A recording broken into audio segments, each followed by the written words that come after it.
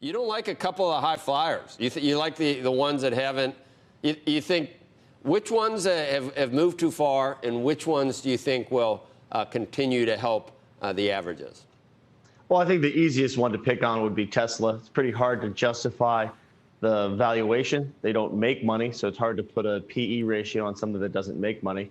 And it's also hard to think of a company that makes 400,000 to 500,000 cars to somehow have the market capitalization greater than the other 16 million cars that are made in the U.S. So Tesla's an easy one to pick on valuation.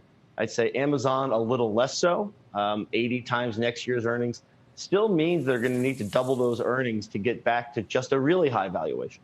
So there's a lot of expectation price into those. The bulk of the rest of the technology market, you're still talking about 25 to 30 times earnings in a very low interest rate environment. So those valuations are a little more defensible. Like, if you had money that you wanted to put in the market today, you would buy which 3 or 4? Well, it's pretty hard at this point not, if you don't want to get too far away from the market, not to own Apple and Microsoft due to their market cap size. And Joe, we've had the discussion about trillion-dollar companies and what happened to them. Now we have a couple of $1.6 trillion companies heading towards $2 trillion. So it's pretty hard not to own those. But if you look across the rest of the tech space, you have companies like Intel at 11 times earnings, IBM at 11 times earnings. So there are plenty of cheap stocks in reasonably defensible businesses that aren't subject to massive secular change due to coronavirus that are pretty cheap. Do you keep going down the food chain to suppliers and chip makers, and do you just buy everything? At this point, I would imagine there's some value in some value, maybe not a lot, but because everything's moved. But you go all the way down. Theoretically, you try to sell the ones that are at the higher valuations and buy the ones that have been suffering at low valuations, as long as they're not suffering from a massive secular change.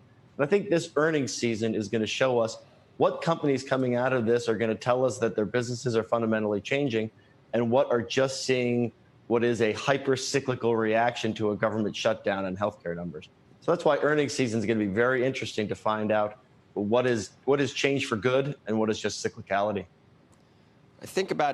I like talking about Tesla and Amazon because the reason that the valuations are so stretched is because the story that you can come up with for both can be so exciting. I don't know how, it just depends on how many years you're talking about. I mean, Amazon, when they build out everything, distribution, I mean, it's going to be just, already it's discounting just an incredible future. And then I really started thinking about Tesla. I mean, think about if you power the grid with clean natural gas and have charging stations everywhere, and batteries can suddenly, do a little bit better.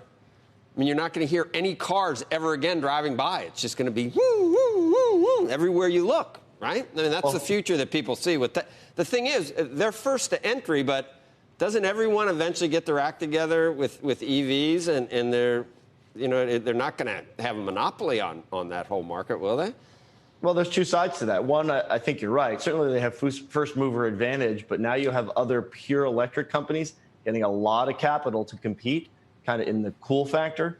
And then the major automakers across Europe and now in the US are developing their own electric cars.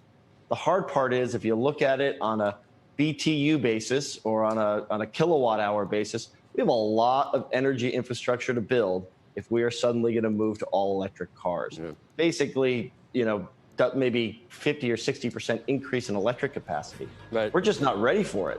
So it'll take a while before we get to where Tesla deserves that kind of capitalization.